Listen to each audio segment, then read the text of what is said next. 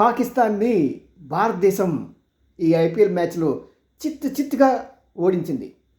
కారణం ఏంటంటే మన వాళ్ళు 186 రన్స్ చేయగా దాని దరిదాపులో లేకుండా 86 రన్స్లో వీళ్ళు మొత్తం అవుట్ అయిపోయారు. ఎంత దారుణం, ఎంత హంగామా చేశారండి. మాకు 300 కోట్లు కాదు, మాకు 3,000 కోట్లు కావాలని డిమాండ్ చేశారండి. అంతేకాదు మాకు ఐపీఎల్ మ్యాచెస్, తర్వాత అండర్-19 మ్యాచెస్ అని మా దేశంలో పెట్టాలి అని వాళ్ళు డిమాండ్ చేశారు. మరి ఇలాంటి అనేక, ఆఖరికి అక్కడ ప్రధానమంత్రి కూడా ఈ రాజకీయాల్లో ఇన్వాల్వ్ అయ్యి చాలా యాగి చేశాడు.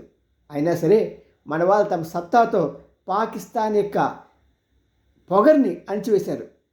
మన వాళ్ళు ఇప్పటికే 8 మ్యాచెస్లో గెలిస్తే కేవలం ఒకే ఒక మ్యాచ్లో పాకిస్తాన్ గెలిచింది. ఎంత షేము. వాస్తవం చూస్తుంటే శ్రీలంకలో ఈ పాకిస్తానీ దేశస్తులు వాళ్ళ యొక్క క్రికెటర్స్ వైఫల్యాన్ని చూసి బోర్ని ఏడ్చుకుంటూ వెళ్ళిపోతున్నారండి. దౌర్భాగ్యం కదా, ఇంత దారుణమా? మరి రాజకీయాలు చేస్తే దేవుడు కూడా ఉంటాడు, మీరు కూడా అల్లాహ్ని నమ్ముతారు.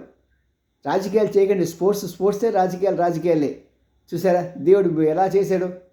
అందులో దీన్ని రాజకీయం చేద్దామని చెప్పి అక్కడ ప్రైమ్ మినిస్టరు నవాబ్ షరీఫ్, ఇంకా మన ఫీల్డ్ మార్షల్, వీళ్ళంతా కూడా రకరకాల రాజకీయాలు చేశారు. ఏం చేసినా సరే దేవుడు ఉన్నాడు. మన క్రికెటర్లకు సత్తా ఉంది. ఆ సత్తా నిరూపించి పిచ్చ కొట్టి అవమానకరంగా శ్రీలంక స్టేడియం సాక్షిగా వాళ్ళ బట్టలను ఊడదీశారండి. అంటే సిగ్గుపరిచేశారు పాకిస్తాన్ యొక్క క్రికెట్ టీంని. ఇంకెప్పుడు తలెత్తుకోలేని విధంగా వాళ్ళని కనీసం షేక్ హ్యాండ్ ఇవ్వడానికి కూడా భారతదేశం ఇష్టపడలా. ముందే చెప్పి మేము షేక్ హ్యాండ్ ఇవ్వమని. అయినా సిగ్గు లేకుండా డబ్బుల కోసం అని చెప్పి 300 కోట్ల రూపాయల కోసం కక్కుర్తిపడి వచ్చారు ఈ పాకిస్తాన్ ప్లేయర్స్. వాళ్ళ మాట్లాడేది మన క్రికెటర్స్ని ఇష్టం వచ్చినట్లు ఎన్ని రకాలుగా బ్యాడ్ సైన్స్ చేసి, ఎన్ని రకాలుగా వాళ్ళ బూతులు తిట్టి, ఇదా స్పోర్ట్స్మెన్? ఇదేనా ఆటవిక రాజ్యంలాగా మీ ఇష్టం వచ్చినట్టు మాట్లాడి వాళ్ళని హింసించి రకరకాలుగా వాళ్ళని మానసికంగా కృంగదీసి దానికి శిక్ష ఇప్పుడు అనుభవిస్తున్నారు.